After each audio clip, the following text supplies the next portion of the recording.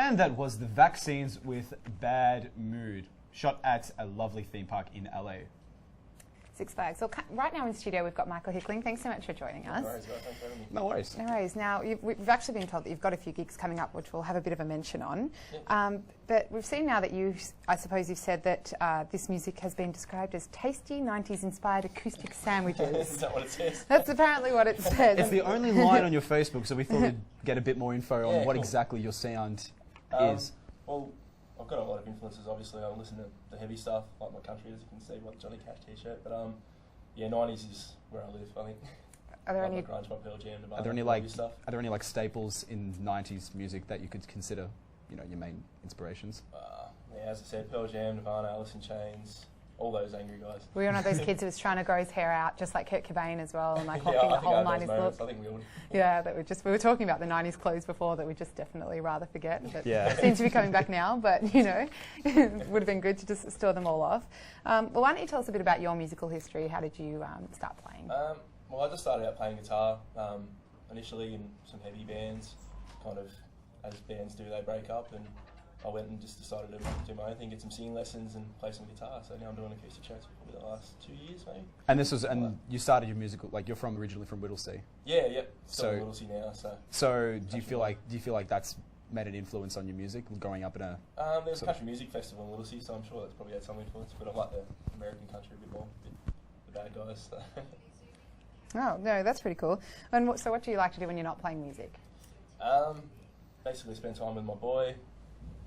He's watching tonight, so that's very exciting. How old is he? Shout out to him. That's good, mate. Yeah. How old is he? Yeah, he's 6, turning 7 this year. Got another one on the way in a couple of months. So Oh, congratulations. keep him busy with that, so I get as many shows as I can in before then. So Do you think having kids has sort of changed the style of your music, or yeah, I'm still what trying to they're write a about? song about him, but it's kind of hard because I can never settle on the lyrics. So Yeah. one day It'll come. it will come. Yeah, no, definitely. Well, you've released the hot new single 125, and I guess you've said that it's sort of meant to be a bit of a commentary on government and that type of thing. So where did the inspiration for the song come from? Basically, yeah, I've always wanted to write a song about that. I've never really settled on lyrics once again. I write so many lyrics and throw them out, but basically, I don't like paying taxes, and Really, I Who love does? it. Who does? I think like everyone, so it's just kind of dissatisfaction with a lot of the government in general. So I wanted to write my own little piece. So yeah, should be good. Stick it to him, I guess. That's it. But you were once upon a time with another band, One Word Disclosure. You guys broke up in 2011, and obviously you're doing your own solo stuff now. Do you feel like now you have much more creative freedom as a solo artist? Oh, definitely. Well, there were so many band fights. You bring a riff in and they'd tell you to change it. So, you know, Really? So it's really angry right now as well. it wasn't like organic, you know, guys. It was, but ultimately I had a lot of influences that they didn't. So this way I get to do my own thing. So Awesome. yeah. Yeah, no, it can always be a bit hard in this fiction. Some people really like the collaboration. You know, we've had people come on who love that, and other people are just like, I need to be able to do my own thing. It's a lot of fun, kind of bringing something together as a group, but probably a sook, so I guess it only takes one control freak out of a band to kind of like take over the whole, you know, I guess you could say band itself, and then everybody else just starts fighting them up, like, you know, over that. Yeah. And then people start leaving, I guess. Yeah, well, that's right. But when you're doing it yourself, how do you get the inspiration to write? Do you have to do it? Do you have to do it at home, on your own transport, when you're out and about? Are you writing? Normally at home. I've got a little room set up with all my stuff, so I just sit there and normally starts with a riff, just play around for a while and get some lyrics to it, just improvise, basically. Yeah. Improvising is where it all comes from, so yeah. No, that's great. That's really cool. Well, we've also seen that, like many artists, you communicate pretty frequently with a lot of your fans through social media, and you know, to promote your gigs and that type of thing. Do you think that's really what artists need to do these days in order to really, you know, gain fans and interest? I think so. I think social media's become more important than ever nowadays. You know, generally you're playing venues, you're lucky to get 100 people through the door, and things like this obviously get a bigger audience. So any social media, getting on the radio, television, whatever you can do, just get yourself out there. So That's true. yeah. They actually say YouTube was actually destroying music though these days. Oh, it's so congested. I watched Si's new video today.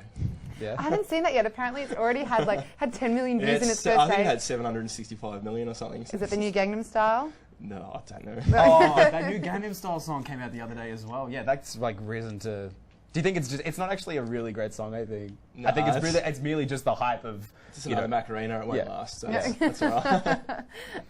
But with your type of music, you tend to use sort of more, how should I say?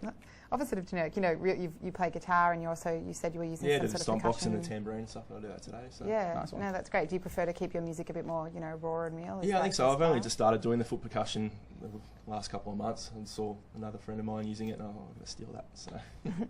Great. Well, you told us you've got a gig coming up on the 26th of May at the 86 in Fitzroy. Yeah, is that's that right. With Michael Yule, Craig Williams, and Sarah Eda, so that should be a really good one. And what can people expect at the gig?